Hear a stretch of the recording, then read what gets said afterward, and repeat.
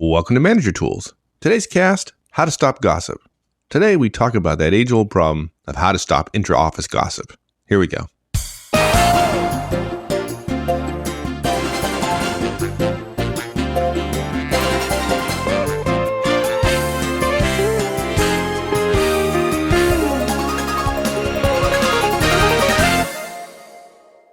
So what's that old saying we're so fond of? Management would be really easy if it weren't for people.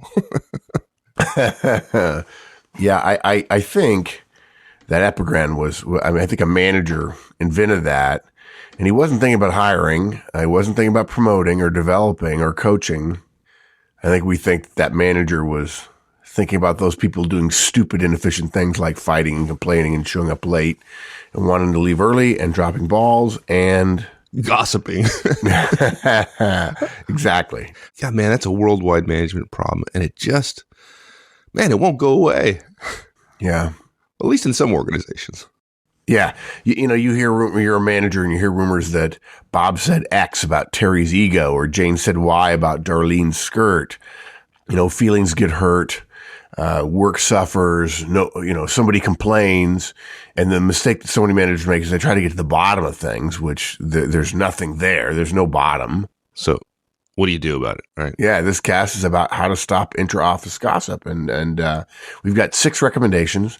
The first one is called First, Set No Policy, which is the Manager Tools rule of policy setting, by the way. So when you mean first set no policy, clearly you mean set a no gossiping policy, right? I mean, not No. set no policy. No? Yeah, no. Well, I'll describe it in a second. We don't like policies. Yeah, we don't. Too many managers want to set a policy, and it's just Oh, a okay. waste of All right. time. So you mean it just literally the way you said it, set no policy. Okay. Yeah, set no. Yeah, exactly. Right. Yeah. Okay. All right. Yeah, Not I'm what you just trying said. to be clever. Number 2, give feedback to people you're told are gossiping. Number 3, only accept the behavior as proof, as reason to give feedback. Number 4, the question you have to ask yourself is, do you trust the input? Number 5, don't worry about being right, which is a big downfall of a lot of managers. And number 6, keep the feedback at the lowest level you possibly can. Don't send it up the chain and have somebody big do the dirty work for you, because that sends the same message as first set no policy. Excellent. Okay, so let's go back to the point about first set no policy. That's got to be a shock to some folks, because I think a lot of managers, when they're first faced with this, they feel like they've got to sit down, they got to set their foot down and declare that they are going to accept no gossip. And they got to come out with some kind of written or verbal policy and get everybody in front of them in a staff meeting and give them the what for about gossiping. And we're suggesting you don't do that. Yeah, the 2 biggest questions that we get about policy are gossip and dress code. And I'm sure people smiled at dress code because they think, yeah, that's right. A lot of firms have dress codes. Well, first of all, let's be clear. If you're a manager and you have bosses and bosses above bosses, you can't set policy, right? Policy is for the organization, okay? So it's a little bit misleading for an individual manager to say, I'm going to set a policy. But frankly, you and I were talking about this. Years from now, it's possible this cast will be as much remembered for this idea, the Manager Tools rule of policy setting, as it is for addressing gossip. And look, when managers ask us for policy, and they often ask, okay, what's your recommendations for a written policy? They ask about gossip, they ask about dress code. Part of that is because gossip never seems to go away. Nobody feels like they can get it under control, like you said. So they need some other form of authority to management. If I have a policy, they think, I don't have to do anything. The policy will be the enforcer. Yeah, that works. Yeah. Yeah, that doesn't work, right? Policies themselves don't cause the stopping or starting of almost anything, least of all something virtually everyone is drawn into at some time or another, like gossip, right? And look, everybody who's listening to this has gossiped at one time or another. But the important fact here is that managers mistakenly believe that they need more or different or better authority than what they already have. And folks, we don't. If you're a manager, you have all the authority you need. You don't need to create additional authority by writing a policy. So we have the manager tools rule of policymaking, which is first, set no policy. You don't need a policy to help you enforce what you believe is reasonable and effective. Don't write one. It's a waste of time. You have all the authority and power you need at any time to stop any behavior you deem inefficient, unproductive, or shoot, in the case of gossip, counterproductive, right? If you don't believe it's helpful, what they're doing, tell your direct to stop. If you're tempted to say, we have a policy, catch yourself, and then say instead, I have a policy. The fact that there's no difference organizationally is interesting, but I think it's fascinating that when I have talked to clients and I said, stop saying we have a policy and say I have a policy, it sends a completely different message to the direct. The direct says, wow, this person is running their own show, as opposed to leaning on somebody else's dry, dusty written document that probably was approved by a lawyer somewhere. Exactly. We had interesting on the discussion forums, we had a new manager who just recently said something along the lines of, he was talking about feedback. And he said, he after listening to manager tools for several months, he finally had an epiphany. It was around feedback, which was he was responsible for telling folks what they were doing wrong and right. It wasn't an organizational responsibility. It wasn't written down in a policy somewhere. It's like he actually had to walk around and catch people doing things right and giving them a positive feedback, or catch them doing things incorrectly and encourage them by giving them negative feedback.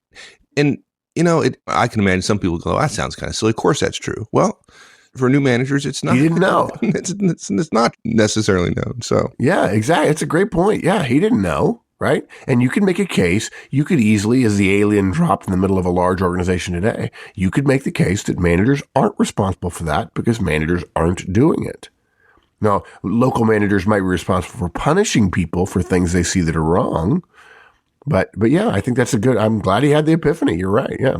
Look, we don't need policies to get our teams to engage in effective behavior. We need managers who actively manage, who know their people, and respond to what they see and hear. Doesn't take a policy to do that. It takes day-to-day managerial effectiveness. Right. Since we don't have a policy, or some people would say, since you don't have a policy. That's a good point, right? Yeah. People are going to engage in gossip. Like everybody goes and reads the policies, right? But right. Bear with me. So we don't have a policy, so people are going to engage in gossip. So then what do we do? How do we stop it? We can't stop with a policy. So what do we do? Yeah. Yeah. Okay. Look, gossip is just behavior, right? It's one person saying something about some other person that is negative, but probably thought to be interesting. Some gossip is false, some isn't. The first problem with it is that the time spent doing it isn't delivering value to your organization, right? Secondly, the really big one in my mind is it's unprofessional because it tears down morale. In the manager tools universe, there are two grounds for termination: failure to perform, if you don't do your job, and behaviors destructive to the team. That's interesting because a lot of folks miss the second piece of it, right? They think that the only reason they can fire somebody is because failure to perform. Right. But in fact, it is appropriate to fire somebody for behaviors destructive to the team. Yeah, because that particular behavior may not make them ineffective enough that they're failing to perform, but they're causing a systemic failure to perform that is worse in the long run than their individual failure. Yeah, we've got to come back to that, and we won't go down a rabbit hole here, but I can't tell you how many people have come to me and said, well, I can't take any disciplinary action against him. He's the best programmer we have. Right? Yeah. I'm sorry, because I don't want to take you down a rabbit hole. Yeah. Oh, please, let's talk about that. No. Yeah. So yeah, folks, we'll mark that down. We'll come back to that in a future cast. Yeah, that really sends a bad message, right? Okay, anyway, I won't get started. Look, so gossip is just behavior, and it's behavior that we don't want to tolerate. And look, let me go further. Regardless of whether it's true or not,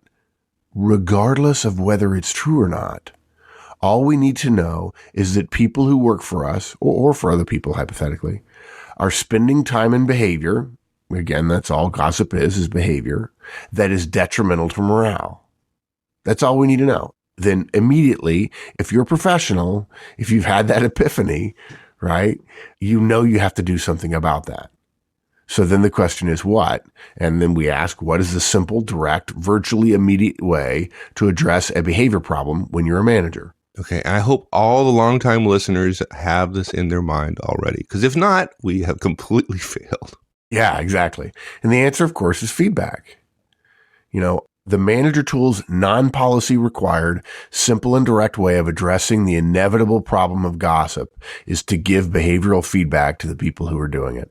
That's all. Yeah. And if you listen to, I don't know, we must have done at least 10 or so podcasts specifically about feedback at this point. So if you listen to those, you know exactly what we mean.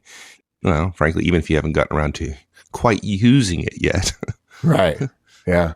So maybe the challenge of lousy morale and your failure at playing a whack of gospel give you some pause and maybe cause you to go and try this a little bit. Yeah, it's good. Whack a gossip, right? Yeah. In fact, that's what some managers say. They're like, well, I talked to Bob, and then he said, well, no, it was Terry. So I went to talk to Terry, and then she said Jane, and then like, no, don't do that. Don't. I remember I learned early on, like the guy you mentioned in the forums having an epiphany. One of my epiphanies was the smart officers did not play Who Shot John. In other words, go down and try to find who's to blame and go do an investigation on what happened and why. You just talk to your people about what they're doing and what they're not doing. And then far too many managers want to get to the root of the problem. It doesn't matter what the root of the problem is. People are still going to do stupid things and other people are going to gossip about them. And you can't stop people from doing stupid things, but you can intervene when gossip gets going. Okay. We're talking about the feedback casts, right? Feedback is the second member of the manager tools trinity. It's at the core of what highly effective and effective managers and executives do, which is they talk regularly and specifically with their directs about their directs performance. And our model is a simple one that works in all situations, and it's designed to help you get to a high-performing team or a high-performing organization. Now, under the circumstances, it's worthwhile because we're talking about gossip, and there's some people who are listening, probably a number, who have not listened to those casts. We continue to grow, and people join us all the time. We're going to spend a few minutes just walking through quickly the feedback model. If you're a longtime listener, don't tune out because you'll probably hear something that will help you again, maybe another epiphany. But we'll walk through that. And the first thing we've got to say about feedback is the purpose of all manager tools feedback is to encourage effective behavior. Effective managers don't punish what has already happened. Punishment only increases the likelihood that the person who has been punished is going to try to avoid punishment. What's done is done, folks. Effective managers either encourage different behavior in the future if what they saw was wrong or ineffective, as opposed to punishing it, or they encourage more of the same in the case of effective behaviors. If you want change in the behaviors and outcomes and results of your team, you use feedback. If you want more of the same, you use feedback. It's just a question of whether or not it's positive or negative feedback. Right. Okay. So for those who haven't heard the feedback model, real quickly, how do we do that? Yeah, let's do a very high level. The first thing you do is you ask your direct, can I give you some feedback or can I share something with you? We ask first because we want the direct to know they're about to hear our opinion about their behavior. If they're not ready to hear it, there's no sense in us sharing. Folks, you're not so busy that you should be able to just tell your folks when it's convenient for you. Their behavior is what is at issue here, and your convenience can work against that. So we ask with the idea that if it's not a good time for them, since we're going to be talking about them, we're going to let it go and talk to them maybe later. Okay. If they say no, the time's not right, they're busy, they're upset, they're worried, they're not ready, we walk away. Again, no sense in talking if they're not going to hear us. Okay. When we say, can I give you some feedback? And they say yes, or can I share something with you? And they say, sure, boss. Then we say, step 2, when you do X, X being whatever it was, whatever the behavior was, we start by describing what they did. Okay, now I just mentioned behavior. We describe their behavior. There are 5 and only 5 behaviors. The words one says, how one says them, one's tone and inflection, facial expressions, body language, and work product, timeliness, quality, documents, delivery of objectives and projects, and so on. Okay? So we don't say, using the examples, the background here on behavior. So we don't say when you're a jerk, because jerk is not behavior. Yeah, now look, folks, we know they were a jerk. They probably know it as well, and you're both right. But they didn't do jerk. Jerk isn't behavior. It's a conclusion we've drawn from their behavior. When we give feedback, we stick with behavior because it's unarguable. If we call somebody a jerk, what will they say? No, I'm not. Yeah, exactly. If we say somebody has a bad attitude, if I say, Mike, when you have a bad attitude, what are you going to say to me every time? No, I don't. Yeah, exactly. Right. So let's note, why will people push back when we talk about our conclusions rather than their behavior? Well, the simple thing is because behavior is unarguable, right? Either they said the words they did or they didn't, right? Whereas conclusions, which is, by the way, what 99% of managers talk to their directs about, is the manager's conclusion rather than the direct's behavior. We're not saying that the conclusion doesn't follow logically from the behavior. We're saying talking about your conclusion, however right it is, makes it very difficult for your directs to change their behavior. Okay? If somebody rolls their eyes and crosses their arms, and many of you have heard this example before, but Mike and I use it because we've seen this happen in meetings, despite how egregious it seems. If somebody rolls their eyes, crosses their arms, and says, "That's the stupidest thing I've ever heard," to a customer in a meeting, we can all agree they're being a jerk. But again, if we want their behavior to change, calling them a jerk isn't effective because they're going to argue with us about it. And look, when we get into the whole discussion of how, that's the stupidest thing I've ever heard, if they say that to a customer, some of them are going to say they're right. That is the stupidest thing they've ever heard. So if they say something that's true, it's a positive defense against being a jerk, which of course is irrelevant, doesn't really matter. And of course, if they're arguing about whether they're right or not, that makes things much harder for us because they're arguing about rightness. And we're trying to talk to them about what they did. And it's all because we call them a jerk rather than focusing on behavior. Right. Okay. So at this point, we've asked, can I give you some feedback? They've said yes, right? And then we say, when you do X, and we describe behavior. Yeah, exactly. And at this point, we say or communicate, here's what happens. We describe the impact of what they did. Okay?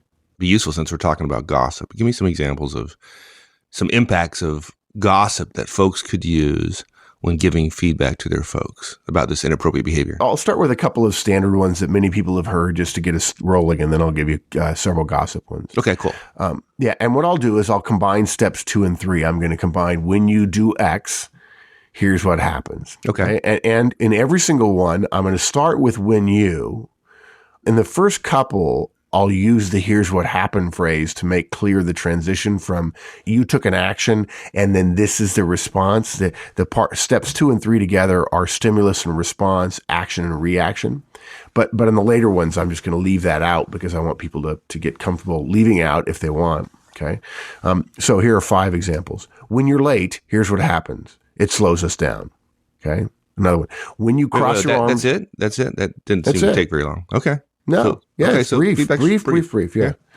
When you cross your arms and roll your eyes, here's what happens. Everybody thinks you're a jerk, me included. Okay. When you talk privately about another employee's personal life and then laugh about it, it's gossip and I won't tolerate it. When you say to Bob, you think the new guy is a loser and you're not going to help him, you're being disrespectful to somebody on our team and that's not acceptable to me. Okay. When you whisper to the same person in the same meeting 5 times and giggle while looking at our new intern, it's disrespectful. And I know you know that. And others then end up telling me you're gossiping about the new intern, and that takes their time as well as mine. So in every one of those cases, all we did was say, you took an action, you did something, and here are the outcomes that are coming out of it. Now, in this case, just to be clear, all of those are negative feedback because we know that's what most of you have in your mind right now. Right. And real clear, step 2, the behavior is, in fact, behavior. The words you say, how you say them, body language, facial expressions, work product. But the consequences don't necessarily have to be behavior. They can be, you thinking thinking he's a jerk, right? Right, exactly. There's a characterization there. But that's in the 3rd step, not the 2nd step. The 2nd step has to be behavior. Yeah, you notice it didn't say in the last three examples, we didn't say when you gossip, I won't tolerate it. I said when you talk privately about another employee's personal life and then laugh about it. Behavior, It's right? yeah, that's the behavior. Then the conclusion is it's gossip. Just like when you cross your arms and roll your eyes and say that's the stupidest thing I've ever heard, you're a jerk, right? Gossip is a characterization. The behaviors are talking behind people's back and laughing and statements that are detrimental to the team. Good. All right. So that's 3 steps. What's the 4th step?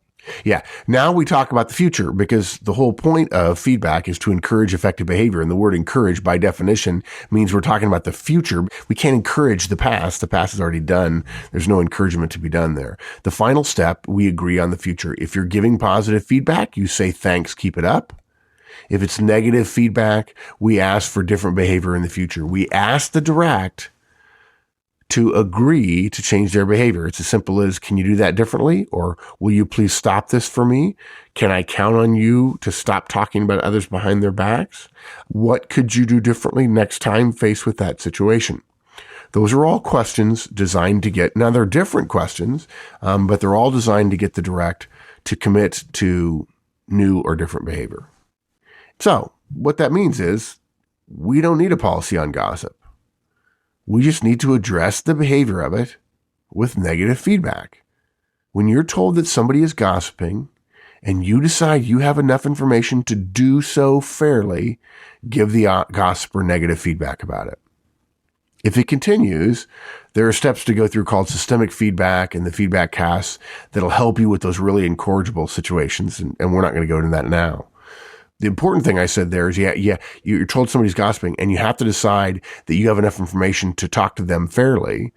The question now is, how do you know you have enough information to give feedback fairly? Since in the case of gossip, and I think this is one of the things that people causes managers to stumble on it, too often we're not the ones hearing the feedback ourselves, right? It always seems to come from a third party. Yeah, I mean that's what happens all the time, right? You get a call from let's call him communicator Christopher because he likes to communicate a lot, and he says, "Hey, I don't know if you know it, boss, but gossiping Gary has been gossiping about Target Tom, and Tom's feeling ostracized. And frankly, boss, I knew you'd want to know about it and do something about it. What do you do then? Because that's generally how it happens, right? You don't necessarily hear it firsthand." Yeah, the two key things you've got to keep in mind, if you say to yourself, okay, gossip is behavior, and I address behavior with feedback. When it comes to gossip, and this is also true generally, that there are two things we need to do is we've got to make sure we're talking about behavior. We only accept behavior as proof.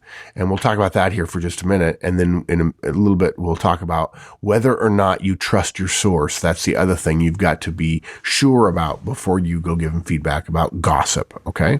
So in your situation, Christopher has come to us and said, Gary's gossiping about Tom, right? Right. The problem is, in your example, we can't use that example. Why? I mean, well, just go through it again. Christopher comes to us, and what does he say? He says that this guy, Gary, I call him gossiping Gary, is gossiping about Tom, right? And Tom's feeling ostracized. Right. Rightfully so. He wants me to do something about it. Yeah. Okay.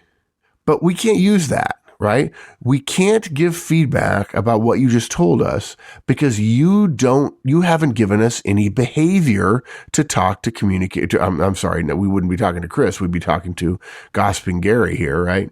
We wouldn't talk to Gary because you haven't given us behavior. All we know is that Chris saw something that he characterized as gossip. Now look, we're not saying he's wrong. He probably isn't. It's not hard to figure out what gossip is, right? But the fact that he's right, folks, and that you believe, we'll talk about that in a minute, that he's probably right, and that you think we should give feedback to Gary if we can, it doesn't mean we can do so if we don't know the specific behavior we're going to talk to Gary about. And the problem so often is people bring us characterizations by saying people are gossiping and we need to do something about it. And of course, then the mistake we make is we go tell people, hey, you're gossiping and I want it to stop. And of course, gossiping is a characterization. And what do people do when we characterize as opposed to focus on behavior? They say, no, I wasn't. Right. Right. And then we're back to playing Who Shot John. Right. So assuming I'm Christopher coming to you. Right. what would you say? What would you do if I simply said, "Hey, Tom was gossiping"? What would you do? No, Gary was gossiping about Tom. Yeah. Okay. So the question really is, how do we get to the behavior, right?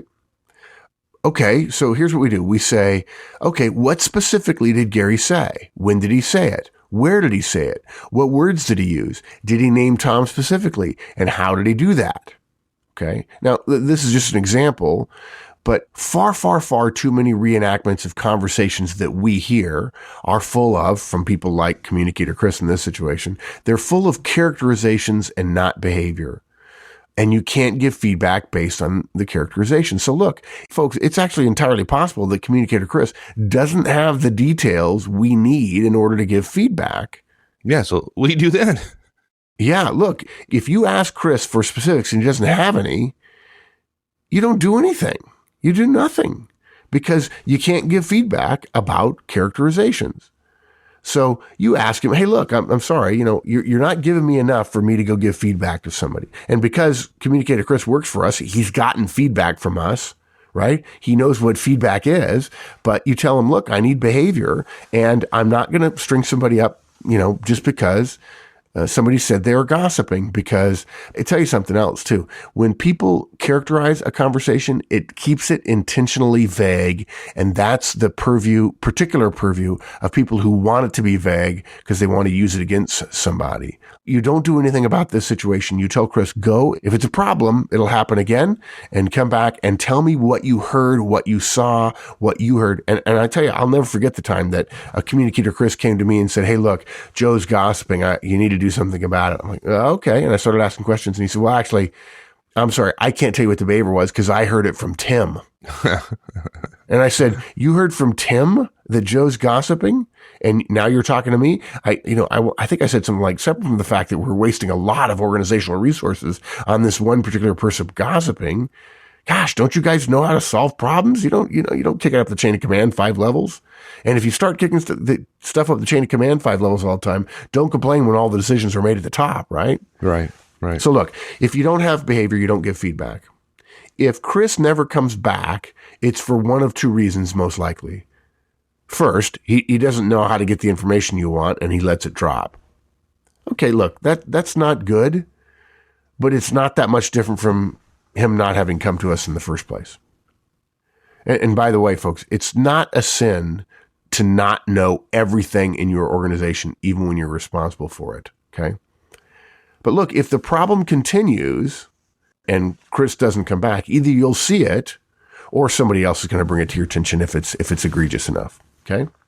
The other likelihood here is that he goes looking for the gossip behavior and he can't find any, right?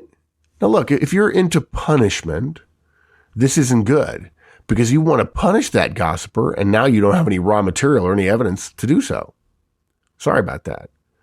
But if you're into feedback and focusing on the future and encouraging the right stuff going forward, the fact is you don't care that you haven't given feedback to, in this case, Gary, because the purpose of the feedback has already been achieved. Gary's not gossiping, right? If he goes out and looks for it and then realizes it's a one-off thing, you should be glad that you're not giving feedback because the behavior stopped. And that's what you wanted to begin with your feedback. Yeah, that's kind of a nice outcome. Yeah. You mentioned the source because I've run into situations before where somebody came up to me, gave me some examples of somebody else's behavior, negative behavior, and wanted me to do something about it. But I knew deep in my soul that this person, they weren't really trying to improve organizational effectiveness. They just had a vendetta against this guy and they wanted to get him in trouble. And it doesn't feel good as a manager to be used like that. Yeah. So talk to me a little bit about the source of the behavior. If you're not sure, if you don't believe, if you don't trust that what you're being told is accurate, truthful, and not biased based on the communicator, then you don't do anything. If you can't be sure that what you're hearing is being fairly delivered to you, you don't do anything at all. Now, look, if Chris brings you a bunch of other stuff that you question, then you need to start looking for behaviors you can give feedback to Chris, right? Right. It's possible you're being misled. It's not as likely as most managers think that all their directs are constantly manipulating the boss. It's not that simple, but it does happen, and it's not trivial in terms of percentages. Of course, asking for behavior is a way of getting around that, right? I mean, that's most likely what happens is people don't come up in the scenario I described where they give me specific behavior. Generally, it's, oh, he was gossiping or he was a jerk or whatever. Right. Yeah. They don't want to be too precise. They love to characterize, right? So note, we recommend here you do nothing. We don't recommend you go looking for evidence. You're going to be less likely to find it in your team than other people because you're the boss and people behave differently around you. Duh. Right? And frankly, you're going to be wasting your time. And look, okay, if you get lucky and you see it, okay, address it with feedback, but don't play detective. That's not your job. We can promise you right now that there is gossip happening in your organization. Shut your mouth. No way. Yeah. Yeah. If you go looking and you're careful about it, you'll see it. But look, not all gossip can be killed, just like all lateness, managers saying lateness must not be tolerated. Yeah, well, okay, fine. Why is everybody late all the time, right? The gossip you worry about as a manager is behavior that affects the results or the team. And if that is happening, somebody will likely tell you about it or you really will see it. Okay? So let's go back to trust again. Think about why this is so important. Chris is telling us about the problem, but we're going to give feedback about Gary. What do most people do when they know you don't have firsthand knowledge of a situation? In other words, Gary, when we're talking to him, knows we weren't there. So they know, what is it they know? They know that somebody else told you. And when we start talking to them about something that we weren't there to observe, what do they always want to know? What do they always say? Yeah. Who told you? Yeah. Who told you that? And that's not what happened. And they can get away with saying that's not what happened because you weren't there. And here's why the acid test of trust is so important. If you're going to give feedback to somebody about their behavior, you give it as if you were there. You don't say you heard from somebody else, because everybody knows in 99% of the situations the information is tainted or otherwise unclear, right? Something's lost in the translation, okay, again, because of the characterization versus behavior. You have to believe what you're being told enough that you can deliver it as if you saw it. And the way to think about this is to ask yourself, did this really happen? In other words, do I trust that the person who's telling me is doing so fairly and professionally? And then secondly, can I see the person at issue here engaging in this kind of behavior? And if you can't trust the person or you can't get to seeing that other person doing that thing, if you answer no to either one of those questions, you don't give feedback. Right. How do you address the issue of who told you, though? You mean if Gary says, okay, who told you this, right? Yeah, because he knows you weren't there, right? It was a meeting. It was some behavior that Gary engaged in at a meeting that you weren't at. So he knows you weren't there. Somebody told you. How do you address that? Yeah, okay, so look, when he asked that, first of all, since you believe it's true, it doesn't matter who told you. You believe it. It happened, right? So you must be ready to say with conviction, well, Gary, it doesn't matter. What matters is I'm telling you. And look, you could also add if you wanted, and I believe it regardless of where I heard it from. They'll figure out that you're serious. You're not going to throw your tattletale in their mind underneath the bus. And you're going to say, well, I believe it. And look, lest anybody push back, remember what we're doing here. We're following the feedback model. Rely on that rather than on winning some discussion with your direct. The fact that your direct disagrees doesn't matter. And if you say to me, well, Mark, I don't want them to be upset. What? So in other words, as long as you don't want somebody to be upset, if they're gossiping, they get to keep gossiping, right? The problem with the whole I don't want them to be upset is the amount of managerial time it takes to get perfectly accurate information. I mean, perfectly accurate information, literally a videotape of somebody gossiping. The amount of managerial time it takes that is probably more than the damage the gossip is doing. But that doesn't mean the gossip is doing no damage. It's doing enough that you need to do something about it. So you push back on your direct and you say what you're doing is inappropriate and I want it to stop. Not in those words, right? But you have a conversation that you could characterize that way. And when they push back, we say, we don't care. Stay calm, deliver a polite message, be firm but polite, and ignore their pushback, because you're not talking about whether or not they did it. You're saying they did. That's the conversation you're having, and let them push back all they want. But in your mind, all you want them to know is, hey, you did it. I believe you did it. And there are bad implications from that. And I'd like you to change your behavior. Okay. But I'm a manager. I've been around longer than most of my directs. And, frankly, I know more, and therefore I should be right most of the time. So what if I'm wrong? I mean, I could be wrong. What if I'm wrong? I mean, I need to know I'm right. Because if I'm wrong, I'm just going to look like an idiot. Yeah, sorry. I'm sorry that you are interested in being right. One of the fundamental choices that managers and executives make is choosing to be effective over choosing to be right. Okay, let's just take that to task a little bit, the whole wanting to be right. Suppose you deliver feedback to somebody who doesn't push back, and you're wrong. What you tell them is actually wrong. Okay. But the problem never happens again. You went down there with the intent of stopping the behavior. Now, you say you want to be right.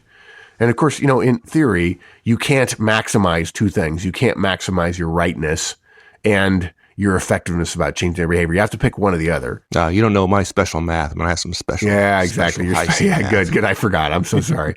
But look, suppose you go down there and you give them feedback about a situation and you're wrong in some fashion, but they stop. Cool. Would you not do that because you were wrong? No, I absolutely, I do that. I achieve my objective. Yeah. So in other words, what you're saying is, I only want to be right because I'm talking about somebody who wouldn't push back in that situation. I only really want to be right when somebody pushes back. So in other words, what you're saying is, I have to prove I'm right to the people who stand up for themselves. What kind of managerial mentality is that, right? What if you're right and the person doesn't push back? Well, that's an ideal situation. Good to go on that. Yeah. What if you try to be right for the person who does push back? What if you're right and the person pushes back? What are you going to do? If I'm right and the person pushes back? Yeah. I'm going to lay out the facts for him and prove to him I'm right. Because I need to win. Okay, so you're right and they push back and saying it's not so. But you're right. Let's say there's a third party that says, oh, actually, Mike is right, but they keep pushing back. What are you going to do? You're going to spend an hour with them, because you can't make them agree that you're right. That they might say that you're right, but in fact, they're going to think you're wrong. Here's the problem. You want them to think the way you think, and they've already proven that they don't because they're gossiping. The fact that you're right requires a third party. And in this situation, there are none other than your organizational power, which means that you don't need to prove anything to them. So I get in this big battle, and it becomes a battle, and I lose. It's no longer about encouraging the future. It becomes about being right and becomes an argument, and I don't get any change in behavior because all I've done is pissed them off, frankly. Yeah, exactly. Yeah. So look, when you try to be right, it totally hurts us. With gossip, there are detractors working against this. Look, you may be using third-party information. Your direct's going to be suspicious. And the first thing they're going to think about is who told him that, right? Even though we believe Communicator Chris in this situation, or again, if we don't believe him, we don't do anything at all. So if we're having the conversation, we must have believed him. We have to know that we won't have as perfect information as we would have had if we had observed the gossip ourselves. So look, I feel for you, because that makes us feel less than 100% about the interaction, and we mistakenly get into a battle over proving who's right. All right, so I think I'm right. He pushes back. Right. I don't want to get in an argument. So what do I do? Yeah, it's really, look, this is our ace in the hole. We have a concept that's in our feedback cast series called the shot across the bow concept. And it's just an extension of the manager's feedback system. It's how we handle conflict. When our direct pushes back or disagrees or wants to argue about some part of what happened or why we're talking to him, and not everybody else around here who gossips too, by the way, we're simply going to walk away. We're not going to engage. We're not going to try to be right. We're not going to argue. We're not going to get mad that they're pushing back. We're not going to try to win or even make any more points. When our direct pushes back, we're going to say, perhaps I was wrong. Let's just let it go. Wow. Yeah, look, we're not trying to win. We're the boss. We don't need to win. We're the boss. We win every time we want to. You've made your point, which is that you know Gary was gossiping and you've asked him to change his behavior. Even if he hasn't answered and we walk away, they know that we know they were doing it. When they push back, they want to push back about some minor thing that wasn't true or that somebody else lured them into this bad conversation, right? The fact is, just having that, letting them push back and walking away from the pushback still does what we want to do with feedback. It encourages them to stop gossiping. You could do this a couple of times where they push back and say, oh, that's not what happened. And say, well, okay. Just wanted you to know, though. I think it's important that you know that I believe it did. And let them stew with the fact that maybe they think they go back to their friends and they say, I proved to him he was wrong. He said, oh, I'm sorry, I'm mistaken. I'll probably walk away. And then everybody goes, yeah, and you're gossiping. And if you do that 3 or 4 times, they're going to figure it out. And if they don't figure it out, at some point you're going to say, look, you're not hearing me. You're gossiping. I know you are, and it's going to stop or you're going to be gone. Not in a week, not in a month, but that's systemic feedback, and that's a whole nother cast. Yeah, go check it out if you're interested in that. So we got to cover one more point, and this is a brief one, but the lowest manager involved in this situation is the one to be delivering the feedback to his or her directs. You got to keep this at the lowest level, and it's not appropriate to kind of take this up the chain. Somebody's gossiping, I got to get my boss involved, or my boss's boss involved. Yeah. Yeah, look, remember what we started with, the first set no policy. We don't need more power than we already have as a manager. Every manager who's listening to this cast has enough role power and authority to stop directs from tearing apart the team with gossip. For that very reason, since we have enough power, we don't need our boss doing the talking to our directs. If my directs is the one gossiping, even if it's about my peer, I'm the manager that's best to talk to him. If I don't know what to do, and I go to my boss to find out what to do about one of my directs gossiping, it's not recommended that my boss go and talk to my direct. That's just like using policy. It's an unnecessary show of force. And the bad thing is it weakens me as the direct boss of the offending gossiper, and that's never good. So keep it at the lowest level you possibly can. Okay. I think that gets us to wrap up, doesn't it? It does. Yeah. Okay. So look, folks, don't worry when you hear about gossip. It's going to happen everywhere, right? My dad says the definition of conflict is 2 human beings in the same county, right? Gossip is just behavior. And that means the managerial answer is feedback. Don't call it gossip. That's an emotionally charged word. Give feedback when you believe your source is trustworthy. Spending time figuring out what actually happened is wasteful, even if you could find out the real story. If you're wrong, it's just one time. Yeah, they'll deny it, but they've been gossiping. You give them a shot across the bow and trust that it's going to go away. And if after months you've got somebody who's fomenting things out there, call him in and tell him you know it's him. If you're right, he'll stop. If you're wrong, he'll leave. And nobody, to your point earlier, is good enough at whatever else they do to be allowed to tear down the team. Absolutely not. You don't need a policy. Give feedback to people who are gossiping. Make sure you get behavior about what they were doing as opposed to characterizations. Ask yourself whether or not I trust the person who's given it to me. They're not going to throw this other person under the bus, that they're doing it professionally and ethically. Don't worry about being right. That's the problem when we talk about personal behaviors like gossip. And then, again, keep it at the lowest level. Simple. Excellent. All right, my friend. Thanks, Parter. Thank you. We'll see you next week. Thanks, everyone. That's it. We'll see you all again next week. Meantime, join us on the discussion forums, www.managertools.com. We'll see you there. So long.